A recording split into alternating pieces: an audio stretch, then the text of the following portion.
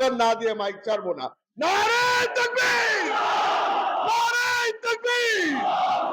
বাংলাদেশ জিন্দাবাদ, বাংলাদেশ জাতীয়তাবাদী জিন্দাবাদ। আসন্ন ত্রয়োদশ জাতীয় সংসদ নির্বাচনে চট্টগ্রাম ৭ রাঙ্গুনিয়া আসনে বিএনপি মনোনীত ধানের শীষের প্রার্থী হুমাম কাদের চৌধুরী আনুষ্ঠানিকভাবে তার মনোনয়নপত্র জমা দিয়েছেন। সোমবার ২৯ ডিসেম্বর সকালে রাঙ্গুনি উপজেলা নির্বাহী কর্মকর্তা ও সহকারী রিটার্নিং অফিসারের কার্যালয়ে তিনি এই মনোনয়নপত্র দাখিল করেন।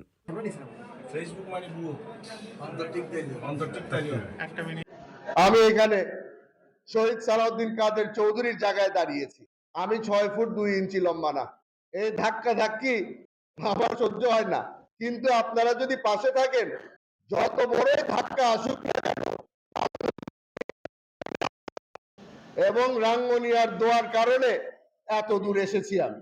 আপনারা যদি পাশে থাকেন, ইনশাআল্লাহ সংসদ পর্যন্ত পৌঁছে যাব আরামে। মনোনয়নপত্র জমাদানকালে হুমাম কাদের চৌধুরীর সাথে উপস্থিত ছিলেন তার বড় ভাই ফজলুল কাদের চৌধুরী ফয়েজ। এই সময় বিএনপি ও অঙ্গ সংগঠনের নেতাকর্মীদের উপস্থিতিতে উপজেলা চত্বরে এক আনন্দঘন পরিবেশের সৃষ্টি হয়। এই সময় আরও উপস্থিত ছিলেন চট্টগ্রাম উত্তর জেলা বিএনপির সাবেক যুগ্ম আহ্বায়ক অধ্যাপক ইউনুস চৌধুরী, অধ্যাপক আজম খান, রাঙ্গুনিয়া উপজেলা বিএনপির আহ্বায়ক অধ্যাপক কুতুব বাহার, সদস্য সচিব আবু আহমেদ হাসনাত, উপজেলা বিএনপির সাবেক আহ্বায়ক শওকত আলী নূর, সাবেক সাধারণ সম্পাদক মোহাম্মদ মহসিন, চট্টগ্রাম জেলা যুবদলের সিনিয়র সহসভাপতি ইউসুফ চৌধুরী ও সাধারণ সম্পাদক মুরাদ চৌধুরী সহ আরও অনেকে।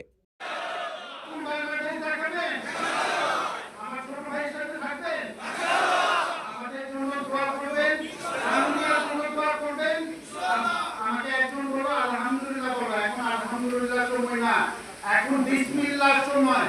বিসমিল্লাহ বিসমিল্লাহ বিসমিল্লাহ। আমাদের এখন যাত্রা মাত্র শুরু।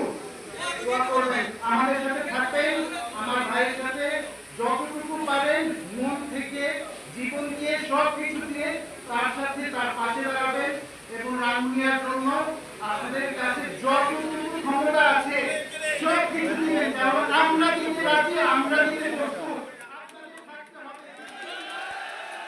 মনোনয়নপত্র জমা দেওয়ার পর হুমাম কাদের চৌধুরী জয়ের ব্যাপারে আশাবাদ ব্যক্ত করেন এবং সাধারণ মানুষের দোয়া ও সমর্থন কামনা করেন। আপনাদেরকে আরো একটা জিনিস আমি বলে যেতে চাই। এখন থেকে আমার আসা যাওয়া, কোথায় প্রোগ্রাম আছে, কখন আছে, এই সব কিছু আগে থেকে আপনাদেরকে জানানো হবে, যেন আপনারা প্রস্তুতি নিতে পারেন।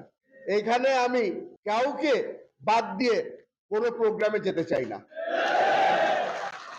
আমাদের রাঙ্গুনিয়ার মধ্যে অনেক গ্রুপিং হয়েছে দীর্ঘ ১৭ বছর। এখন আর গ্রুপিং এর সময় নাই। যারা যারা এখানে ধানের শীষের জন্য কাজ করতে চায়, তাদের সকলের জন্য আমার দরজা সবসময় খোলা থাকবে। CTG post, Chittagong.